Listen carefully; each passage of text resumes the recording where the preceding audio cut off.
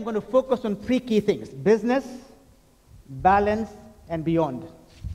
Many corporate leaders I coach around the world focus on business, forget the balance, and forget the beyond. And they find that they get burned out. They cannot sustain their success.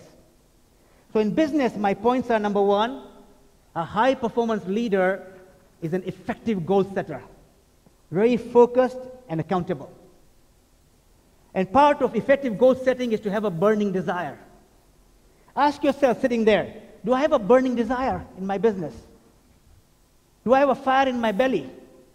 Do I feel so passionate and excited about my business? If not, you're missing something. You're missing something because you've gone into a business which doesn't excite you, doesn't keep you awake at night, doesn't put a fire in your belly. So starting point is to create that burning desire that I love my business. I want to wake up and run to my business, sprint to my business, because the business defines me.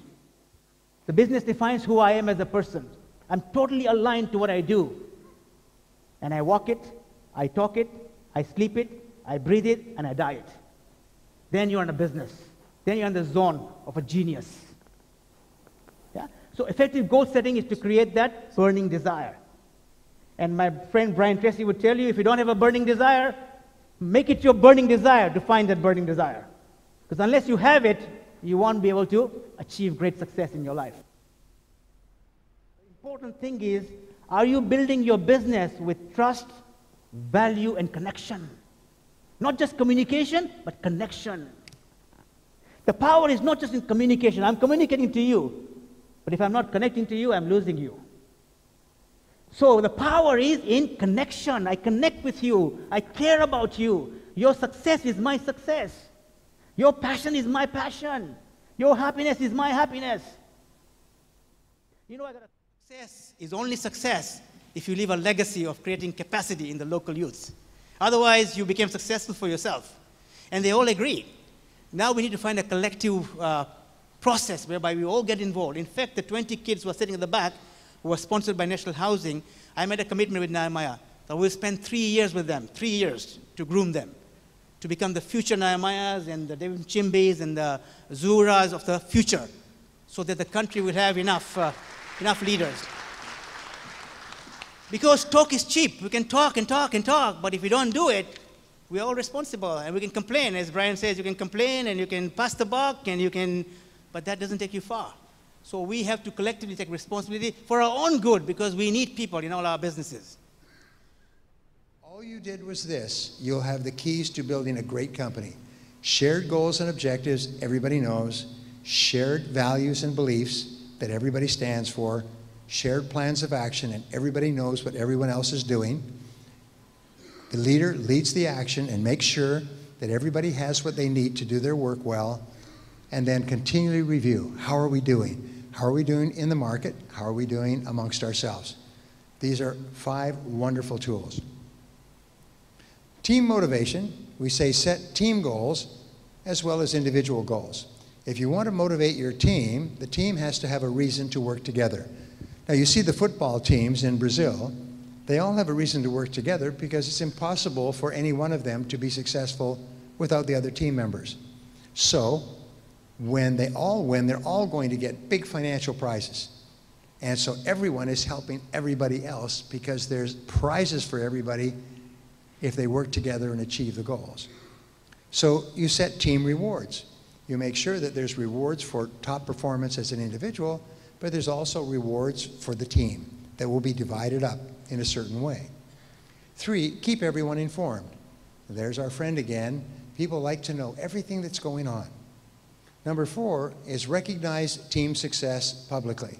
In other words, announce successes. This sales team has achieved these goals. Tell everybody in the company.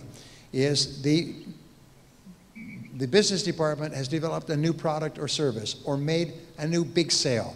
Make sure everybody in the company knows the good things that are going on so people feel part of a successful company.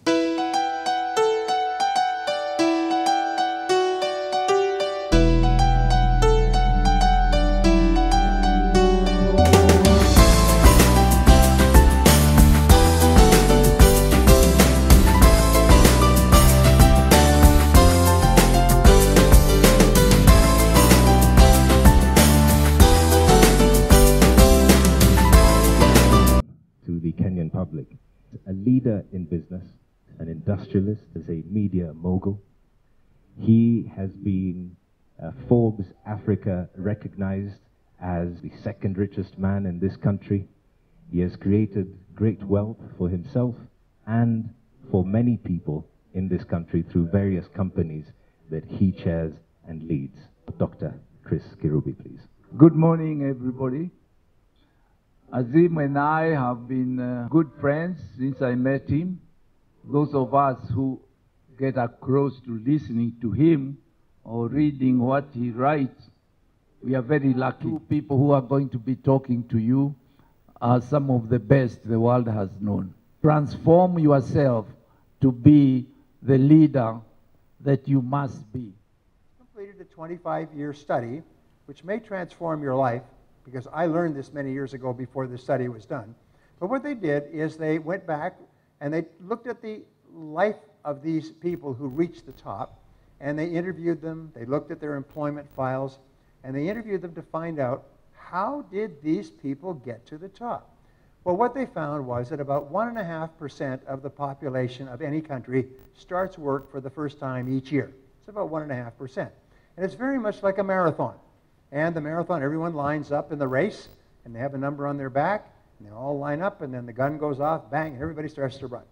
And over the course of the years, some people get very far ahead. The great majority, 80%, stay in the middle, and then a lot of people fall very far behind in the race of life.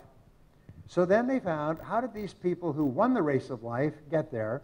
And they found they all had the same strategy, and it had to do with earning ability. Is when they took their first job, they would ask their boss, they would ask around, and they would say, what one skill would help me the most to make a more valuable contribution in my job? What one skill? And their boss might say, well, if you were very good at team building, or very good at reading accounting financial statements, or very good at marketing, that would really help you. So what they would do is they would select a single skill, and they would write it down as a goal, and they would make a plan and a schedule, and then they would study an average of about 2 hours a day, 5 days a week. 2 hours a day, 5 days a week, during the first 2 or 3 decades of your career is the magic number. So if you keep learning new skills, you keep climbing the ladder of income and the ladder of earning ability. The people who reached the top of their companies, they were basically lifelong students. They were constantly learning new skills. We say knowledge is not power, only knowledge that can be applied to get results that people will pay you for is power. So what we do is we take in knowledge, we practice the knowledge, we develop skills, and we climb the ladder of success. You're all owners. Whether you work for a bank, or you work for an organization, you work for Capital FM, doesn't matter. You're an owner. You know why?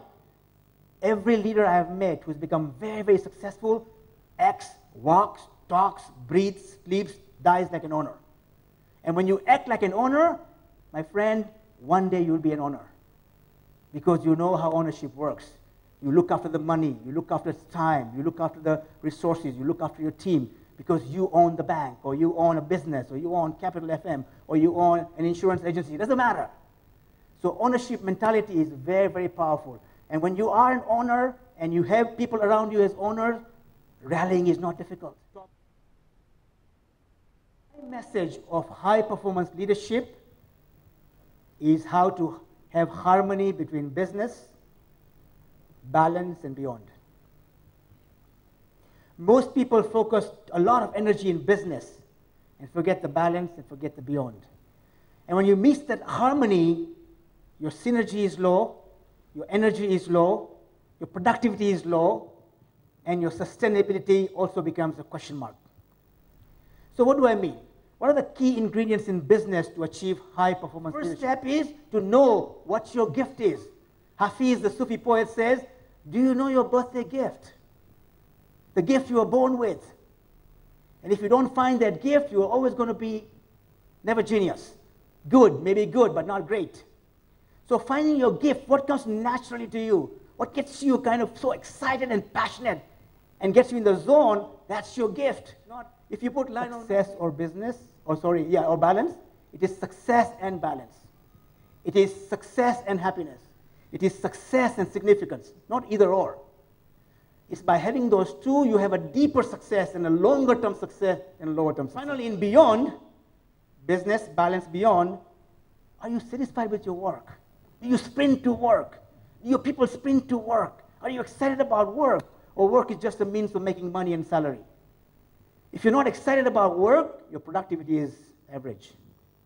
How do you find excitement in your work? If you don't like something about your work, can you find somebody in your team to do something you're not good at doing and focus on what you're great at doing? You have the capacity to do that. And an owner will always support that, because the owner knows when you're excited, when you're doing your best work, when you're doing what you love doing, you'll be very, very productive.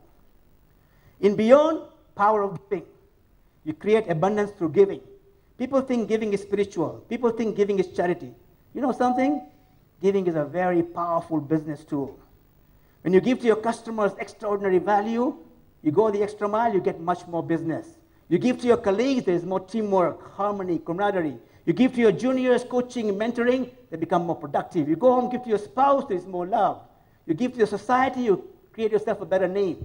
So giving is a very potent, powerful force, and very powerful in business. And that makes you connect your business with beyond.